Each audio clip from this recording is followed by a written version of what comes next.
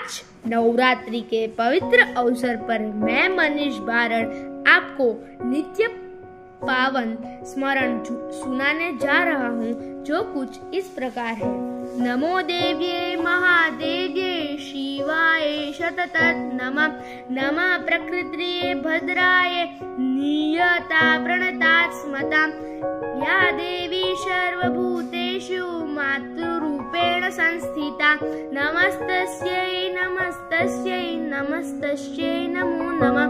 या देवी सर्वभूतेषु चैतन्यभिधीयते। नमस्तस्यै नमस्तस्यै नमस्तस्यै नमो नमः। या देवी सर्वभूतेषु बुद्धिरूपेण संस्थिता। नमस्तस्यै नमस्तस्यै नमस्तस्यै नमो नमः। या देवी सर्वभूतेषु क्षुधारूपेण संस्थिता। नमस्तस्यै नमस्तस्यै नमस्तस्यै नमो नमः।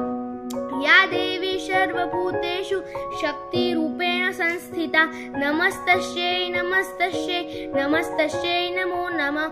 या देवी सर्वभूतेषु तृष्णारूपेण संस्थिता। नमस्तस्यै नमस्तस्यै नमस्तस्यै नमो नमः। या देवी सर्वभूतेषु शान्तिरूपेण संस्थिता। नमस्तस्यै नमस्तस्यै नमस्तस्यै नमो नमः। आगे का हम पार्ट 2 में देखेंगे। धन्यवाद। Please like and share, subscribe my channel.